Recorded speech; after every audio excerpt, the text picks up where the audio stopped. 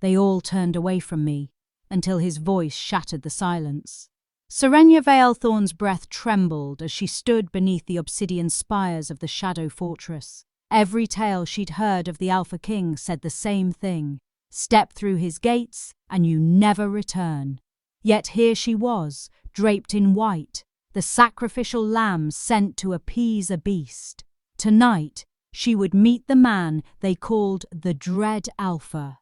Tonight, her life would end, or change forever. The fortress loomed larger with every passing second, its spires clawing at the bruised sky, as if hungry for the pale light of the moon. And Serenia's breath hitched when the carriage rattled over the worn cobblestone bridge that spanned a churning river below, the roar of the water echoing like distant thunder, a sound that seemed to whisper warnings in her ears. She pulled her thin cloak tighter around her shoulders, though the chill that settled over her bones was not from the night air, but from the weight of dread pressing on her chest. The knowledge that she was not a guest, but a sacrifice, a fragile pawn in a game she did not understand, and her fingers curled tighter around the small silver locket that held a lock of her mother's hair, the only thing she dared bring with her. A talisman of warmth in a world that seemed intent on swallowing her whole.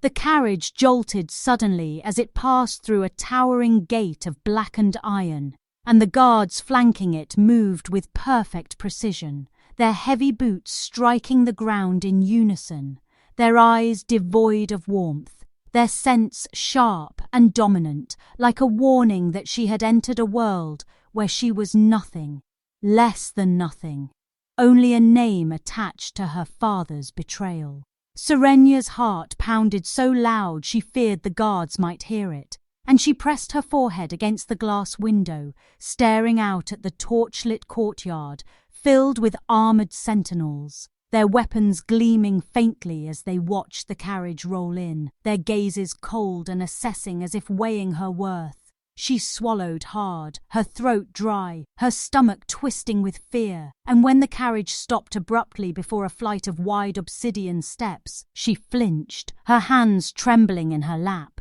The driver descended wordlessly, his face hidden beneath a hood, and opened the door for her with a stiff bow, but no kindness, no softness. Just the heavy expectation that she would obey, step out, and walk into whatever fate awaited her beyond those towering doors. Serenia forced her shaking legs to move, her soft slippers touching the icy stone ground as she stepped down from the carriage, the night wind catching her hair and lifting it around her face like a silken veil, and she felt dozens of unseen eyes on her, the weight of their stares like daggers against her skin, making her spine straighten despite the fear clawing at her insides. She would not give them the satisfaction of seeing her cower, though her body screamed to shrink into herself and disappear.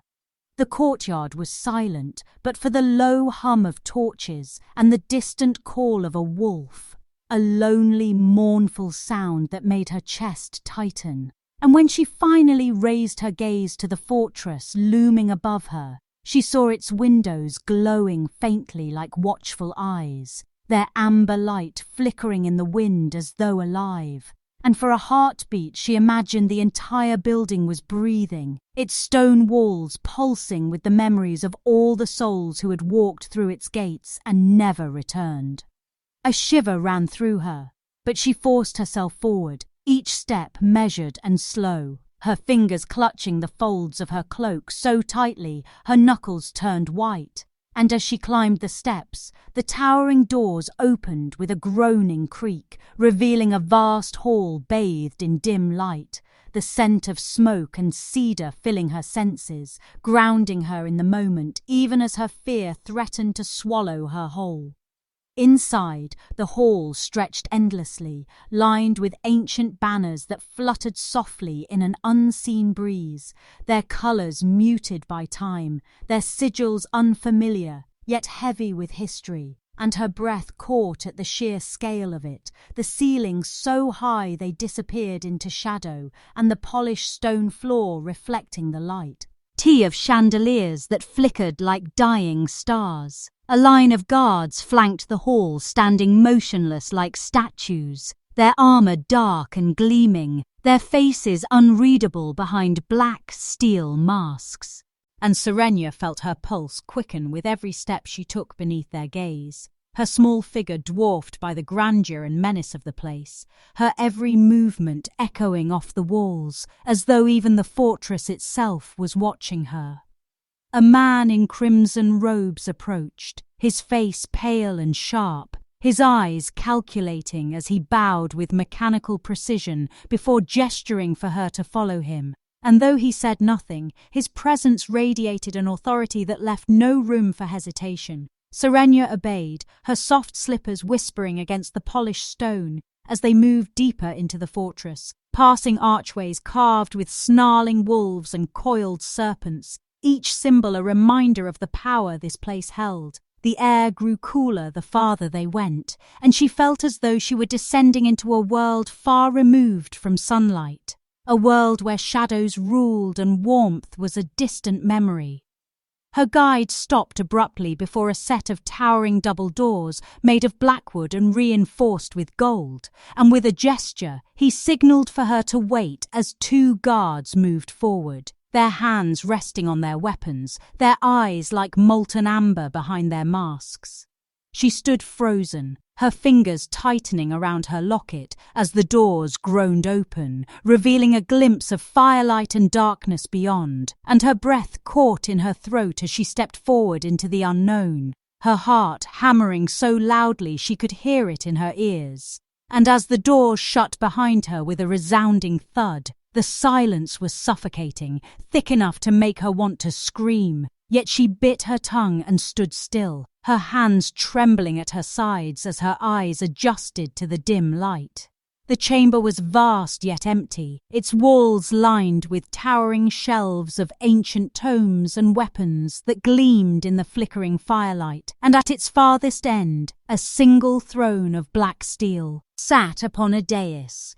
its sharp edges glinting like the fangs of a predator, and though it appeared empty at first, she felt the weight of a gaze upon her, a presence so heavy it pressed against her skin like chains. And when her eyes finally adjusted enough to see the man seated there, her breath caught sharply, for he was nothing like the whispers had painted him, no disfigured monster or snarling beast, but a man of impossible stillness, his golden eyes glowing like molten metal beneath his dark hair, his presence radiating danger and power so absolute that her knees threatened to buckle beneath her. And though his expression betrayed no emotion, she felt as though he could see straight through her, into every hidden thought, every secret fear. And when his voice finally cut through the silence, deep and commanding, it sent a shiver down her spine so strong she thought she might collapse where she stood.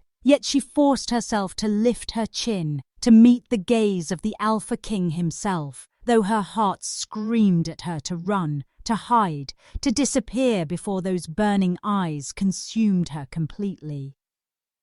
The hall was a cavern of shadows and flickering light, the golden glow of torches casting long, distorted silhouettes across the stone walls as the murmurs of courtiers filled the vast space, like the restless whisper of wind through dry leaves. And Serenia stood frozen under the scrutiny of countless eyes, her breath shallow as she forced herself to keep her head bowed, though every instinct screamed to flee, to escape the crushing weight of the Alpha King's presence, his aura pressing down on her like an invisible hand around her throat. The scent of roasted meats and spiced wine hung heavy in the air, cloying and thick, but beneath it lingered something primal and far more dangerous. The scent of wolves, power and dominance so sharp it raised the fine hairs on her arms. Her pulse thudded in her ears as the hall fell into an uneasy silence,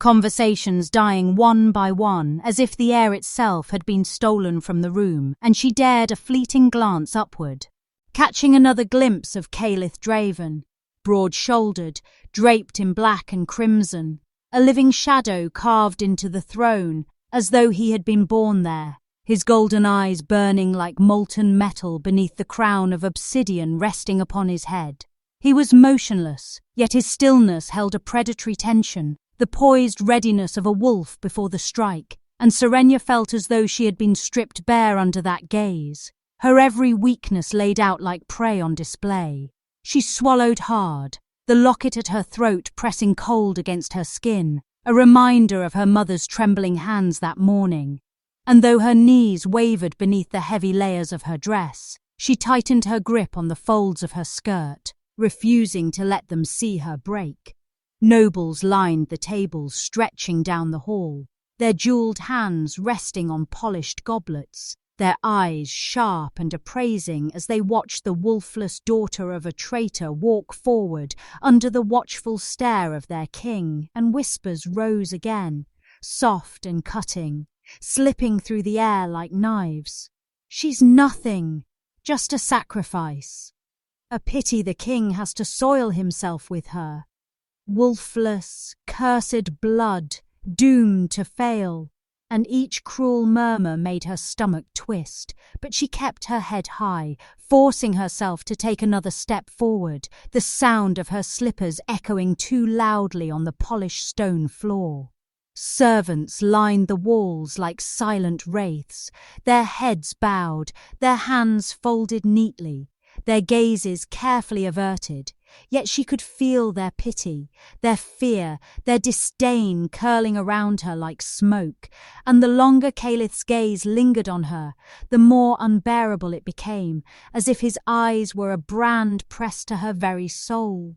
She reached the centre of the hall and curtsied low, the movement graceful but trembling, her skirts pooling around her like spilled ink, and, for a moment there was only silence, broken only by the low crackle of flames from the torches and the steady, chilling breath of the wind outside, rattling faint panes of glass. The Alpha King leaned back on his throne, his face unreadable, his hand resting idly on the hilt of a sword that gleamed with a faint, eerie light. And when he finally spoke, his voice rolled through the hall like thunder rumbling over distant mountains, deep and resonant, each word laced with a calm authority that silenced every other sound.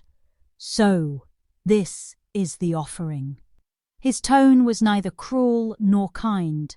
only measured, heavy with judgment, and Serenia's breath caught in her throat as she dared to lift her gaze slightly, enough to see the sharp lines of his jaw, the shadow of exhaustion beneath his eyes, and something else, something dark and ancient curling in those molten depths that made her blood run cold. Her lips parted, but no words came, her mind blank as his stare bore into her, and a tense silence stretched over the hall, broken only when one of the nobles seated nearby let out a derisive laugh, sharp and mocking, drawing her attention for a split second to a man dressed in gold-trimmed robes, his smirk cruel as his gaze swept over her, dismissive and sneering.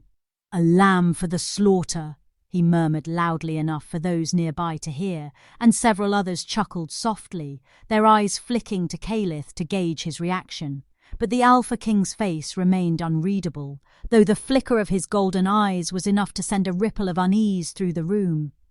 Serenia straightened slightly, her trembling hands hidden in the folds of her skirt, refusing to shrink despite the humiliation coursing through her. And as she stood there under his relentless scrutiny, she felt an odd sensation, a strange warmth coiling low in her stomach, a prickle of awareness that made her heart pound faster, as though some invisible thread had snapped taut between them, binding her breath to his. The tension in the room was suffocating, the nobles watching like hawks, whispers rising, falling like waves, and she realized with startling clarity that this man, this king, was not merely feared because of power or cruelty. He was feared because he was something beyond them, something untamed, a predator cloaked in human form, and every instinct in her screamed that she was standing before a storm that could consume the world. Yet even as fear tightened its grip around her chest, she couldn't look away. Her eyes locked with his for a moment that felt like eternity, and in that gaze she thought she saw a flicker of something unexpected, a glimmer of weariness, a shadow of loneliness buried beneath the golden fire of his wolf. The moment shattered when he lifted a hand, and the hall erupted in motion as servants hurried forward to fill goblets and bring forth steaming dishes, the sharp scent of roasted venison mingling with sweet wine, and nobles began to murmur again, their attention shifting. Yet Serenya's heart still pounded in her ears as she was led to a small seat at the far end of the feast table, away from the nobles, but close enough to see him clearly, to feel his presence like a physical force pressing against her. She sat stiffly, her hands folded in her lap, the weight of her father's betrayal heavy in her chest, her gaze flicking toward the king as he spoke quietly to an advisor, his voice low and dangerous, like the growl of a wolf in warning. Every detail of him seemed designed to intimidate, the broadness of his shoulders beneath his dark cloak, the way his long fingers curled around his goblet, the air of lethal stillness surrounding him like a second skin.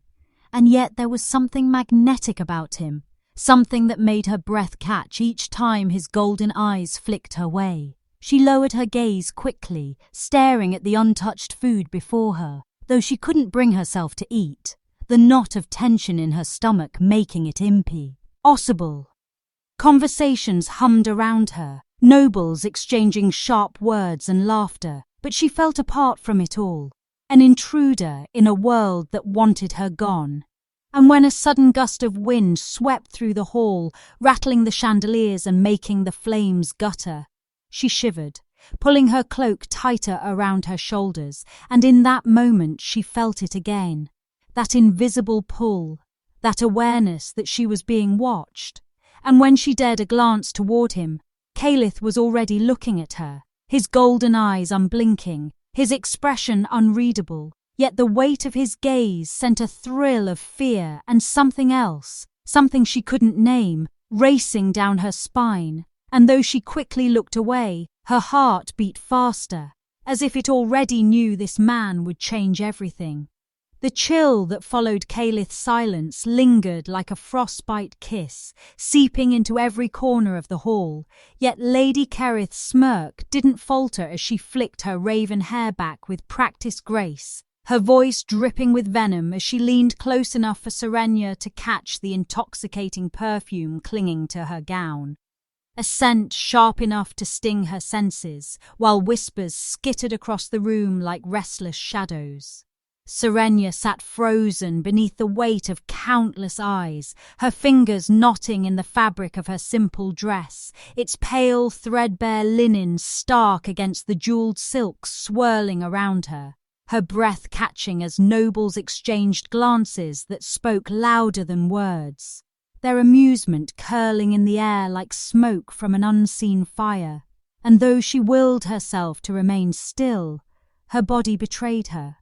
shoulders tensing as the murmurs turned to thinly veiled insults, snippets of traitor's daughter, and shame of Velthorn slicing sharper than any blade. Yet Caliph remained silent upon his throne, an unyielding figure carved of obsidian and shadow, his eyes like molten gold embers glowing from the darkness, pinning her with a heat that was both suffocating and strangely protective, as if he dared anyone to move against her. But fear wrapped around her throat like a tightening noose, her heart pounding so violently she thought it might burst from her chest as Lady Sereth circled closer, a predator toying with prey, her jeweled fingers grazing the curve of Serenia's braid with mocking delicacy. And Serenia flinched, a soft gasp escaping before she could stop herself, prompting a ripple of laughter that cut through her like jagged glass. But then came the sound, a low, guttural growl, so soft most missed it. But Serenia felt it in her bones, a rumble that silenced even the boldest whispers. her gaze flicking toward the Alpha King, who now leaned forward, elbows resting on the dark steel arms of his throne, his jaw tense, his stare unwavering, and though his lips never parted, the room seemed to shrink under the unspoken warning curling in the air, sending several nobles shifting uncomfortably in their seats, their bravado withering under the invisible weight of his dominance. Lady Sereth hesitated, a flicker of uncertainty flashing in her cold blue eyes, but she recovered quickly, leaning down until her breath ghosted Serenya's ear as she whispered something vile, a reminder of her father's betrayal, a hissed warning that she would never be more than a lamb awaiting slaughter. And though the words were barely audible, Serenya's chest tightened, her vision blurring with unshed tears she refused to let fall, for weakness was blood in the water here, and she knew every pair of watchful eyes longed for the first sign of her breaking. Yet she remained still, silent, her trembling hidden beneath the folds of her dress, her mind desperately clinging to the memory of her mother's voice that morning. "Bow your head. Do not anger him." And she wondered now if those words meant the king or the vultures dressed in velvet and jewels, circling her with hunger in their eyes. The feast resumed with forced laughter, goblets clinking, platters passed, but the tension lingered, heavy and suffocating, as though the very walls of the fortress leaned in to witness her humiliation, and every bite of food tasted like ash on her tongue. Every note of the soft harp music sounded distant and distorted, yet Calith's gaze never wavered, a silent sentinel burning into her with an intensity she couldn't decipher. Was it disdain, amusement, curiosity, or something darker that glimmered there in those molten depths? And the question tangled itself in her thoughts, leaving her so consumed she almost missed the sudden shift in the air, when Lord Vaeric Moldrake, his smile sharp and serpentine, rose from his seat with calculated grace,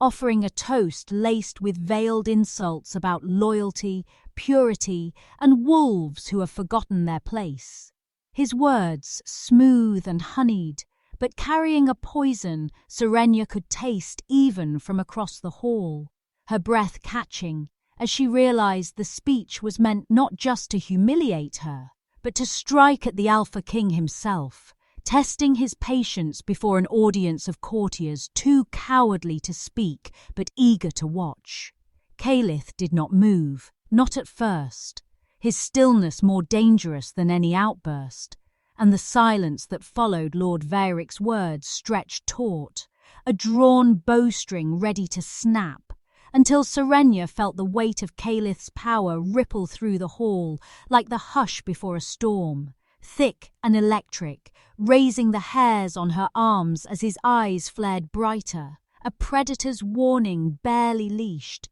And though he spoke no words, the effect was immediate. Nobles shifted nervously, goblets lowered, and even Lady Sereth's smug expression faltered, her fingers clutching her wineglass a little too tightly. Serenya could feel her own pulse thundering in her ears as she stared at the tablecloth, too afraid to meet anyone's gaze, her hands clenched so tightly in her lap that her nails bit into her palms. But then she felt it, a sensation so subtle she almost doubted it, the weight of his gaze softening, the fury dimming just enough for her to sense it wasn't directed at her, but at the wolves circling her like carrion birds. And the realization sent a strange, unwelcome warmth curling in her chest, a thread of safety amid the fear,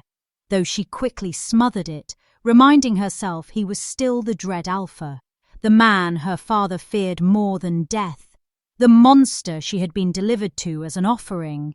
Yet something about him unsettled her in ways that weren't entirely rooted in fear.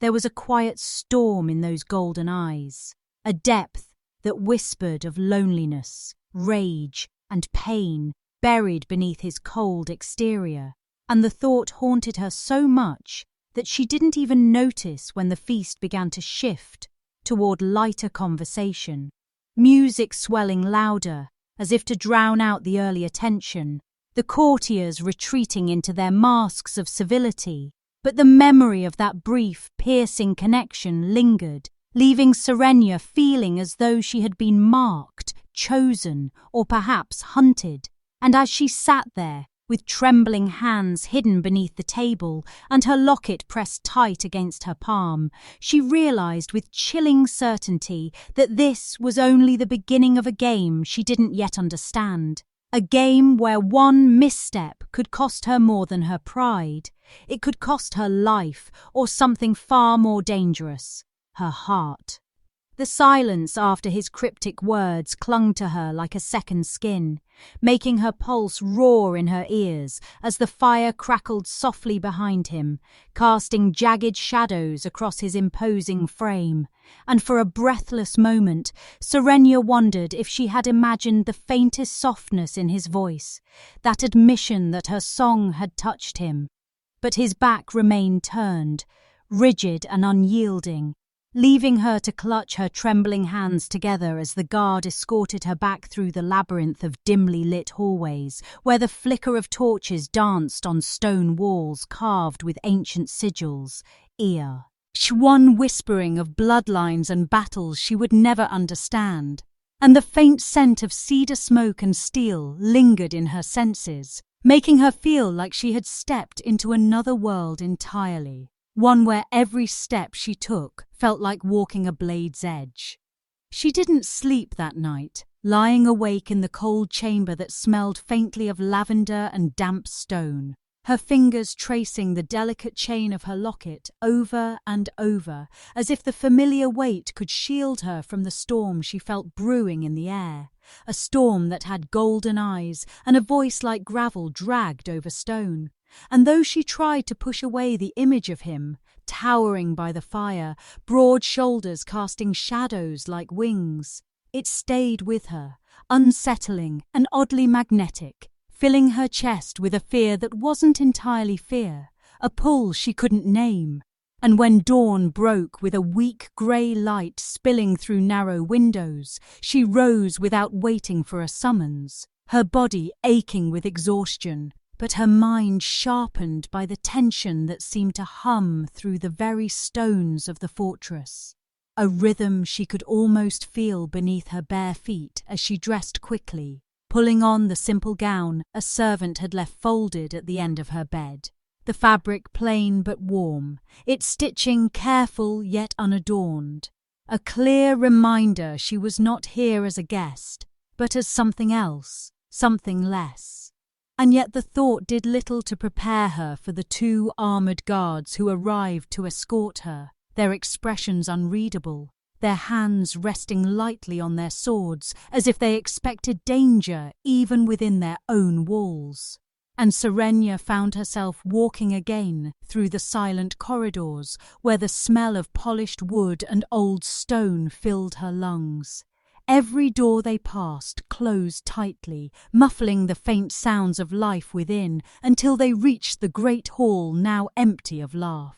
and music, its long tables stripped bare, its banners hanging still in the morning air. And in that emptiness she felt the weight of unseen eyes, whispers that seemed to curl through the air like smoke, though no one stood near, and her stomach knotted as the guard stopped at a massive set of double doors banded with iron, one knocking twice in a pattern that echoed ominously down the corridor before pushing them open, revealing the chamber beyond, a place bathed in shadow despite the light of a roaring fire in the hearth. The scent of burning cedar and something sharper, like ozone after lightning, hanging heavy in the air. And there he was again, the Alpha King, standing not on his throne, but by the window this time, his figure a silhouette of sharp lines and quiet menace against the pale wash of dawn, his golden eyes catching the firelight and gleaming like molten metal when he turned to look at her,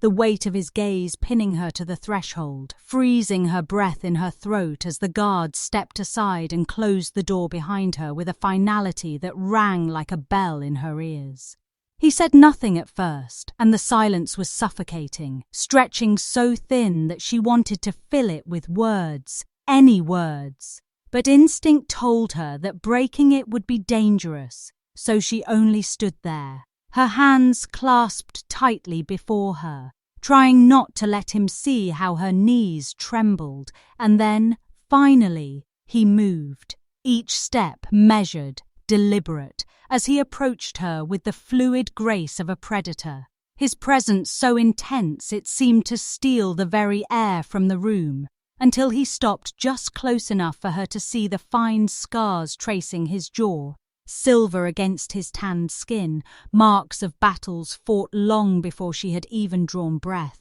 And his voice, when it came, was low but commanding, rumbling through her bones like distant thunder. "You will come with me," he said simply, and though the words were not loud, they carried an authority that made her heart stumble in her chest, for there was no invitation in his tone, only an expectation that she would obey, and she found herself nodding before she even understood what he meant. Her lips parting to speak, but no words escaping, and he turned sharply on his heel, his cloak sweeping behind him like a shadow as he strode toward another door at the back of the chamber, pausing only long enough to glance over his shoulder at her, one eyebrow raised as if daring her to hesitate, and though every instinct screamed at her to keep her distance, she followed, her steps light and hesitant, her pulse roaring in her ears, and as he led her down a narrow spiral staircase lit by faint lanterns, she realized that the air was growing cooler, heavier, as if they were descending deep into the belly of the fortress itself, and a shiver crawled up her spine, though she wasn't sure if it was from fear or the way his voice, when he spoke again without turning to face her, sent warmth curling through her chest. "You're not like the others," he said quietly, almost to himself. And though she had no idea what he meant, the words stayed with her like a brand, searing her thoughts as they stepped into a long corridor lined with doors carved with runes she didn't recognize, the silence pressing in heavier than ever, until he stopped suddenly, his hand resting against one of the doors, and turned to her with a look she couldn't read, golden eyes flickering with something dark and restless. "Be ready," he said again, the same words as last night, his voice softer this time, but no less commanding, and before she could summon the courage to ask what for, he pushed the door open and gestured her inside, his gaze sharp and unreadable, and though dread coiled in her stomach, she stepped past him, into a room that smelled faintly of parchment and incense, walls lined with ancient tomes and weapons gleaming softly in the dim light, and as the door shut behind her with a deep, echoing thud, Serenia regards, allied with a chill that whatever tomorrow held, it had already begun tonight, and there was no turning back. Serenia's breath hitched as the heavy door sealed her inside, the sound reverberating through the chamber like the toll of a distant bell. And for a moment, she felt utterly small beneath the vaulted ceiling and shelves that towered like silent sentinels, their spines glimmering faintly in the lantern light. Thick tomes marked with symbols she couldn't decipher, whispering of a history far older than she could imagine. The faint scent of aged parchment and bitter herbs clung to the air, mingling with a sharper undertone of metal, as if this room had seen more than study, perhaps secrets traded in blood. And as she stepped further in, her fingers trailing the smooth grain of a carved wooden table in the center, she couldn't shake the strange pull of the space, as though every object, from the intricate daggers mounted on the wall to the ancient map spread out under glass, carried a weight, a memory, a story etched into its very essence.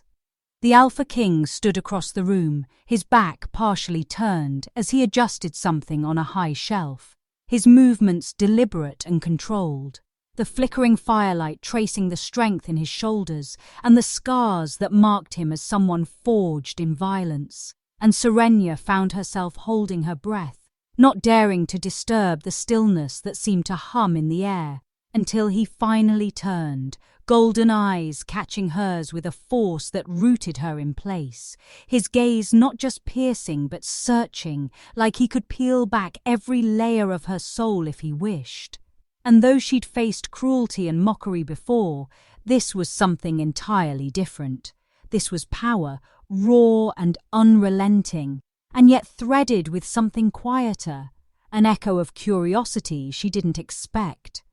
"You fear me," he said at last, his voice calm but edged with something dangerous, and though she wanted to deny it, the truth clung to her throat. So she swallowed hard and nodded once, unable to speak past the weight of his presence and that faint acknowledgement seemed to amuse him, the corner of his mouth twitching in a ghost of a smirk before he moved closer, each step measured but unhurried, and she fought the instinct to shrink back as he closed the distance, his shadow enveloping her as he stopped mere inches away, his height forcing her to tilt her chin upward to meet his gaze. He reached out suddenly, not to touch her, but to lift the chain around her neck. The delicate locket, her only keepsake, glinting softly between his fingers, and for a heartbeat, his eyes softened, something unreadable flashing across them as he examined it, the callous tips of his fingers brushing lightly against her collarbone before he let it fall back against her chest. "This is old," he murmured, voice low, almost thoughtful, as if the trinket held meaning beyond what she knew. But before she could respond, his expression shuttered again, all traces of softness gone as he stepped back, circling her slowly like a predator assessing prey. And she couldn't stop the shiver that ran through her when his gaze flickered over her, not with hunger, but with calculation, like a man weighing whether to break or protect, and the tension thickened until it felt like the very air had teeth, scraping against her nerves, making her heart hammer so loudly she was certain he could hear it. Finally, he came to a halt in front of her again, folding his arms across his broad chest, the firelight dancing in his eyes like molten gold, and when he spoke, his voice was a command wrapped in silk. "You will stay in this room tonight," he said. And though the words sounded simple, they carried a weight she didn't understand, and she felt the hairs on the back of her neck rise as if something unseen had stirred. "Why?" she managed to whisper, her voice barely audible, and his eyes narrowed slightly, not in anger but contemplation, like he was deciding how much to reveal before he turned away, his cloak sweeping softly over the stone floor as he walked toward a narrow window, the wind outside whistling faintly through the cracks, carrying the distant howls of wolves that sent a chill skittering down her spine. "Because," he said finally, his tone unreadable, "the rest of this fortress is not safe for you." And though she wanted to press him, to demand answers, something in his voice told her that this was not the time, that she had been granted only as much truth as he wished to give. And so she simply stood there, her fingers twisting together as silence stretched between them, broken only by the crackle of the fire and the low hum of the wind, until he moved again, retrieving a folded blanket from a chest and setting it on a low bench against the far wall. The gesture strangely domestic, coming from someone who exuded so much danger. And when he spoke again, his voice was softer, though still carrying the weight of command. "Rest, Serenia," he said, and the sound of her name on his lips startled her, the way it rolled off his tongue with an unexpected warmth that left her pulse fluttering wildly. And though exhaustion tugged at her bones, sleep felt impossible with him standing only a few steps away, his presence filling the room like a living force. And yet she obeyed, curling onto the bench and pulling the blanket over herself, its coarse fibres scratching against her skin, but offering a semblance of safety. and she lay there, eyes half closed, watching as Caliph moved about the room with quiet precision, extinguishing some of the lanterns until only the fire remained, painting him in shades of shadow and gold. And though she tried to keep her breathing steady, her mind churned with questions, fear mingling with something she dared not name, something that made her chest ache with a strange warmth, even as she trembled beneath his gaze. And when he finally settled into a chair near the hearth, leaning back with one hand resting against his jaw, his expression unreadable as ever, she realized with a shiver that she was trapped not just within these stone walls, but in his orbit. And though she told herself to resist, to remain wary, a small part of her felt inexplicably safe, as if danger itself had chosen to guard her tonight. And it was that thought, more than exhaustion, that finally lulled her into a restless, uneasy sleep beneath the watchful eyes of the Alpha King. Serenia woke with a start, her heart pounding as though she'd been running, though the room was quiet save for the soft crackle of the dying fire and the faint whistle of wind pressing against the narrow window panes. Caliph was still seated in the same chair, his form carved in shadow and flame, motionless but unmistakably alert, golden eyes half-lidded, yet gleaming faintly like an ember waiting to spark, and for a moment she wondered if he had slept at all, if he ever did, because there was something in his stillness that felt inhuman, too controlled, like a predator conserving energy.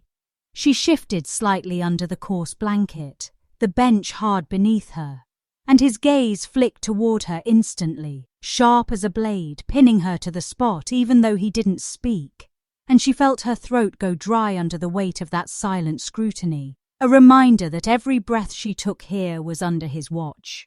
"You dream loudly," he said at last, his voice low and rough with disuse, the sound of it making her skin prickle, and she flinched slightly, unsure if it was a jest or an accusation, though his expression gave nothing away as he rose to his full height, the movement fluid but carrying the latent power of someone who could break bones without effort. Serenia swallowed hard and drew her knees closer, wishing she could disappear into the stone wall behind her as he crossed the room in slow, deliberate steps, stopping by the narrow window to push it open slightly, letting in a gust of icy air that made her shiver, the scent of pine and distant rain curling around them. Outside, the night was alive with howls and rustling branches, and she wondered if those wolves were his sentinels or his enemies. But before she could ask, his voice cut through her thoughts like a blade.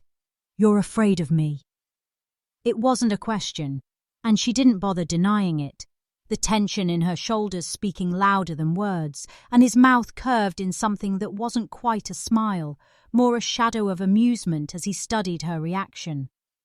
"Good," he murmured, almost to himself, before turning away, his cloak shifting around him like liquid shadow as he moved toward a cabinet and retrieved a decanter of dark amber liquid, pouring it into a crystal glass with a precision that felt oddly ritualistic. She watched him silently, unsure if she should speak, her fingers curling into the blanket as though it could shield her from the intensity of this man who seemed both dangerous and unshakably calm. And when he finally glanced at her again, his gaze sharp but not unkind, she felt her breath hitch in her chest.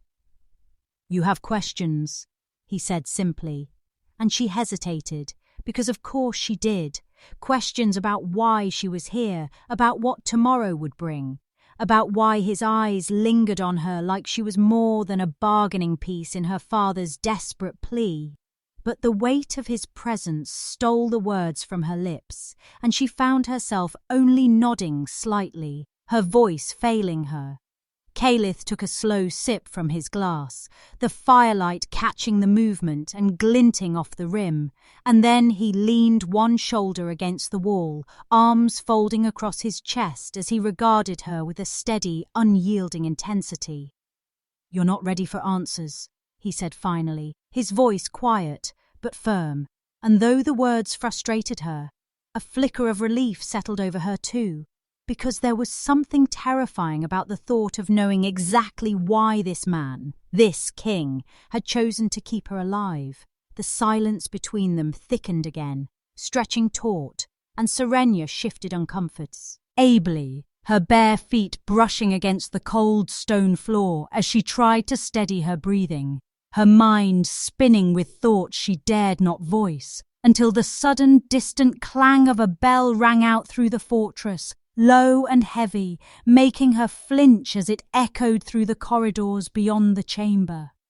Caliph stiffened instantly, setting his glass aside with a sharp clink, his expression hardening into something colder, sharper, the air around him seeming to thrum with restrained energy as he moved toward the door in a blur of motion.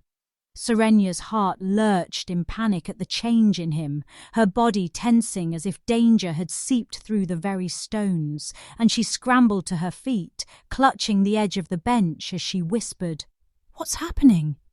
But he didn't answer immediately, his hand resting on the iron door handle as he paused, glancing over his shoulder at her with an intensity that rooted her in place. "Stay here,"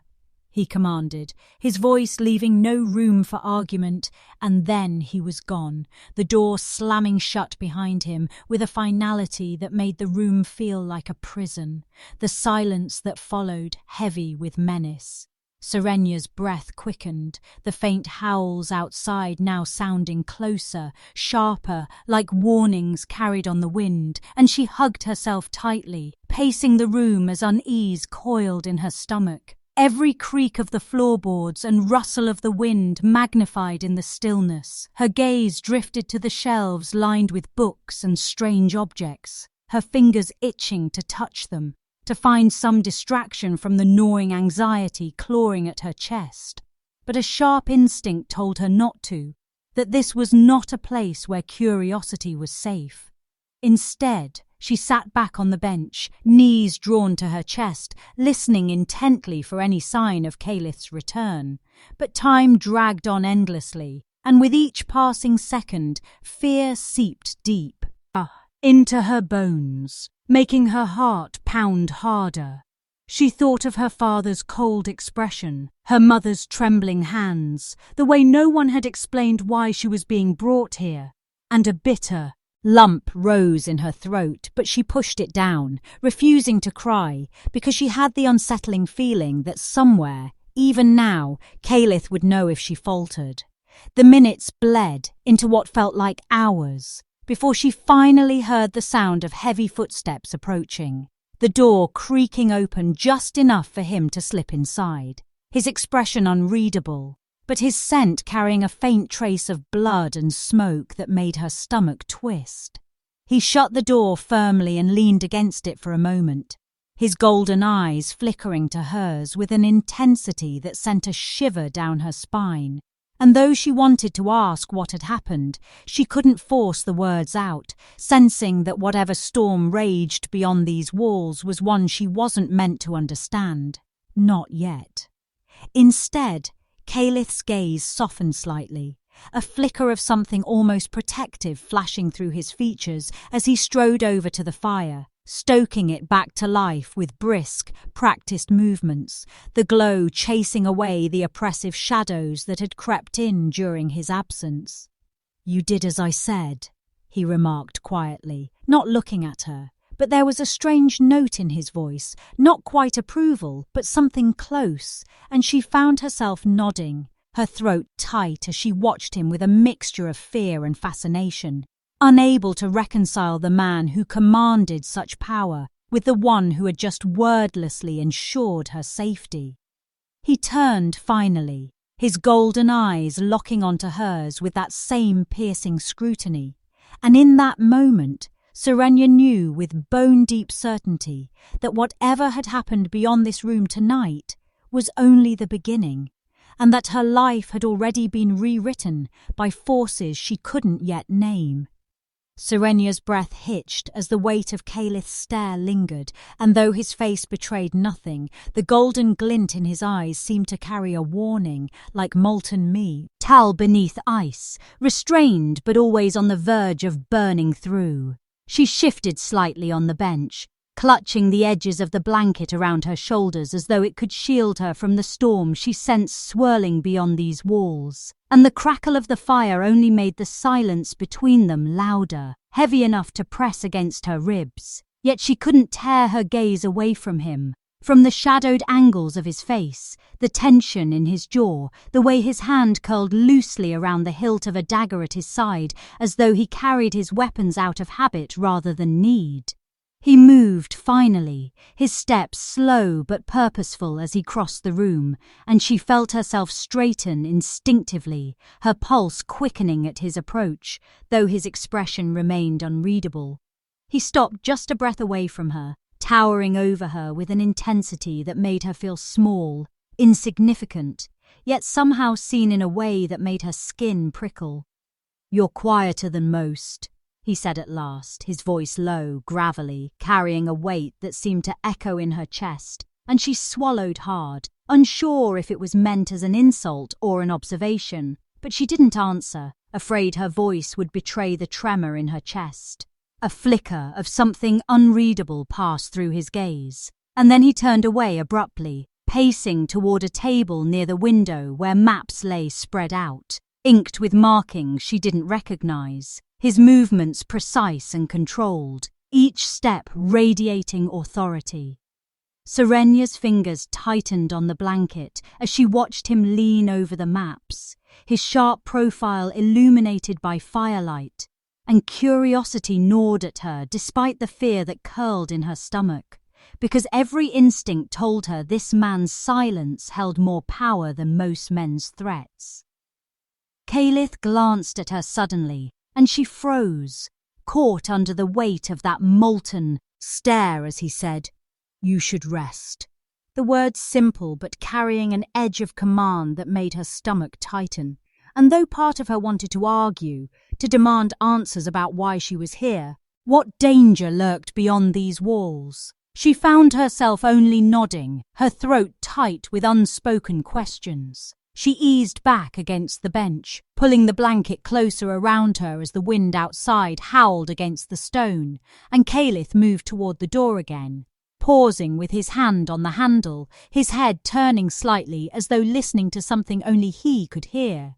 The silence stretched for a heartbeat before he stepped back into the room, closing the door with quiet finality, his expression sharper now, more guarded, and she sensed a shift in the atmosphere, something subtle but suffocating, as though an unseen predator circled nearby. Calith's gaze flicked toward her once more, and he said nothing as he dragged a heavy chair closer to the door, settling into it with a deliberate calmness that felt like a shield, his hand resting casually on the hilt of his dagger as though ready to strike at a moment's notice. Serenya's breath slowed, though her heart still pounded in her chest, and she curled her legs beneath her, stealing glances at him as the fire cast flickering light over his broad shoulders and shadowed features, painting him as something otherworldly, untouchable, a creature carved from both darkness and flame. Minutes stretched like hours, and though Calith remained silent, his presence filled the room, steady and unyielding, and she realized with a start that despite her fear, she felt safer with him there, even if she couldn't explain why. Outside, the wind carried faint, distant howls, too far to be immediate danger, but close enough to set her nerves on edge, and she hugged the blanket tighter around herself, her mind racing with half-formed questions she dared not speak. Calith's gaze flickered toward the window briefly, sharp and calculating, and then returned to her, studying her with that same unrelenting scrutiny that made her feel exposed, as though he could see every thought she tried to bury. She shifted under his stare, heat rushing to her cheeks, and he finally spoke, his voice soft but carrying a weight that made her shiver. "Fear keeps you alive." The words were not meant as comfort. yet somehow they settled in her bones like truth, and she nodded slightly, unable to look away from him even as he leaned back in the chair, his expression unreadable. The room fell silent again, broken only by the crackle of flames and the occasional whisper of wind, and Serenia found herself fighting sleep, her body exhausted from days of tension, though her mind remained restless, haunted by the image of Caliph striding through the door earlier, his cloak marked with smoke and blood. She blinked slowly, her vision blurring at the edges, and Caliph's voice cut through the haze, low and commanding, but not unkind. Sleep. It wasn't a request, and something in his tone soothed the sharp edges of her fear, enough for her to let her head rest against the wall, her eyes fluttering closed, as warmth from the fire wrapped around her like a fragile shield. Her last conscious thought was of Caliph's golden eyes watching her, unblinking, like a sentinel carved from shadow, and though the darkness of sleep took her quickly, she felt the weight of his gaze anchoring her, a strange reassurance in a world that had turned dangerous and unfamiliar overnight.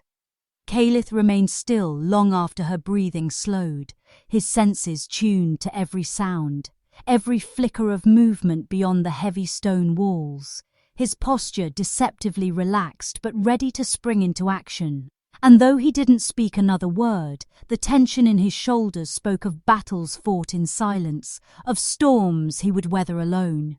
The fortress groaned softly under the weight of wind and shadow, but within these four walls he held his ground.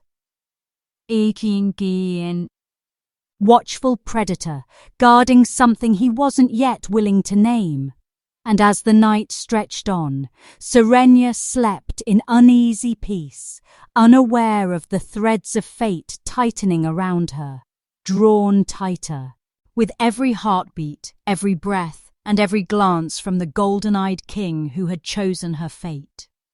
The fire burned low, its embers glowing faintly against the darkness as dawn crept through the fortress windows, painting the stone walls in muted gold. And Serenia stirred beneath the weight of her exhaustion, her lashes fluttering open to find Caliph still seated in his chair, unmoving, his golden eyes fixed on the door with a predator's patience, his presence a wall of strength that filled the silence. She blinked, momentarily disoriented, but the scent of smoke and steel reminded her where she was, and a strange calm washed over her as she realized that through the long hours of the night he had not left her side, had not faltered in his quiet vigil. She shifted slightly, drawing the blanket closer around her shoulders, and Caliph's gaze flicked toward her, a fleeting softness in his expression before it vanished behind his usual mask of cold composure, and he rose from his chair with a fluid grace that made her heart skip, the tension in his movements speaking of a man who had not truly rested in years. "You're awake," he said, his voice low, carrying the rasp of fatigue but also an edge of finality, as though something was about to change, and she nodded, her throat dry, unable to form words as he moved toward the window, his broad shoulders illuminated by the first rays of sunlight streaming through the narrow glass, casting him in sharp relief against the ancient stone, a silhouette of power and solitude. Outside, the courtyard below buzzed faintly with activity, guards moving with brisk precision, their armor glinting like silver scales as they exchanged terse words, the tension in their movements betraying the sense of danger that seemed to hang in the air like mist. Serenia's pulse quickened as Caliph turned from the window, his golden eyes locking on, hers with an intensity that stole her breath, and he crossed the room, his steps deliberate, the weight of his presence pressing down on her chest until she felt pinned by it, though she refused to shrink back. "It ends today," he murmured, the words carrying an authority that vibrated through her bones, and though she didn't fully understand what he meant,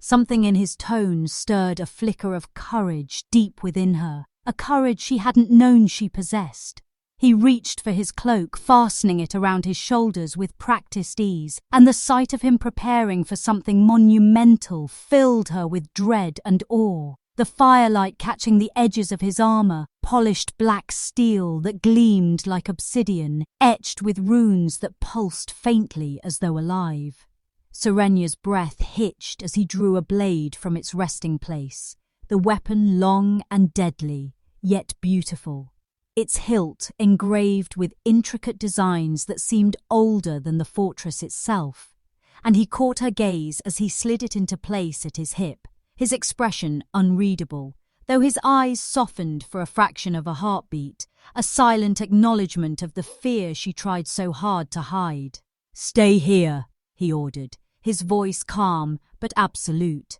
and she wanted to protest, to demand answers, to tell him she was tired of being a pawn in a game she didn't understand, but the words died on her tongue as she saw the flicker of weariness in his gaze, the weight of countless battles etched into the lines of his face, and instead she nodded, her fingers curling tightly in the blanket. Caliph turned toward the door, but before he could open it, a distant roar echoed through the halls, deep and guttural, sending vibrations through the very stones of the fortress, and Serenya flinched, her heart lurching in her chest as Caliph stilled, his hand hovering near his blade, his eyes narrowing with let. "Hal, focus."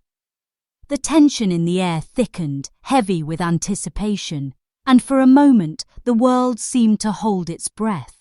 Then Caliph moved, swift and silent, throwing the door open with one hand as his other gripped the hilt of his sword, his golden eyes blazing like molten fire as he stepped into the corridor beyond, his presence filling it with a power that made even the guards stationed nearby straighten with fear and respect. Serenya scrambled to her feet, drawn to the doorway, her instincts warring between fear and the need to stay close to him. And she caught a glimpse of the chaos erupting in the courtyard below, shadows darting across the ground as figures clashed, steel meeting steel, the sound of snarls and roars tearing through the morning air. Caliph strode forward with lethal grace, every movement precise, controlled, a predator among prey, and though she couldn't see his face from this angle, she felt the surge of raw power radiating from him, a reminder that beneath his calm demeanor lay a force that could shake kingdoms. The guards flanked him instantly, their loyalty unquestionable, and Serenya clutched the doorframe, her breath shallow as she watched him disappear into the chaos, his black cloak trailing like a shadow of death. Time seemed to blur as she stood frozen, her heart pounding in her ears, every instinct screaming at her to run and hide, but she couldn't move, couldn't tear her eyes away from the sight of the courtyard below where Caliph moved like a storm, his blade flashing in arcs of silver as he cut down enemies with terrifying precision, his wolf's power rippling beneath his skin, golden eyes glowing brighter with each strike. She gasped as a massive creature lunged from the shadows. A wolf unlike any she had ever seen, its size rivaling that of a horse, its eyes burning red with malice, and Caliph met it head-on, his movements so swift they blurred, his blade sinking deep into its side before it could reach him, yet it only howled, thrashing with unnatural strength.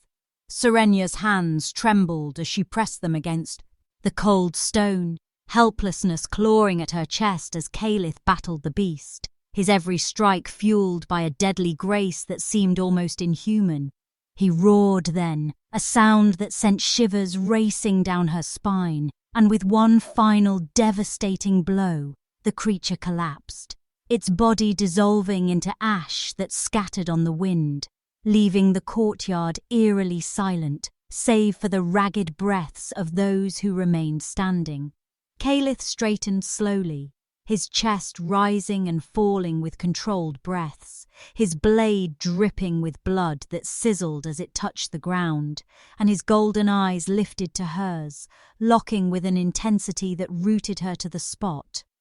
For a moment, neither of them spoke, but in that silence, something shifted, a bond forged in fire and blood that neither could deny.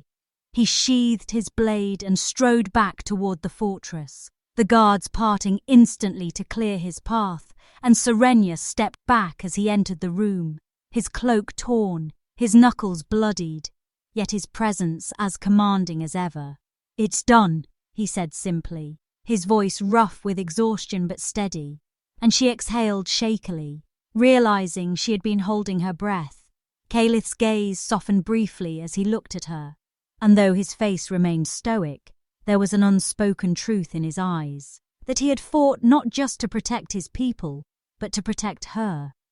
She swallowed hard, emotions swirling in her chest as he moved past her, dropping heavily into the chair he had occupied the night before, his hand resting on the hilt of his blade as though unwilling to let it go.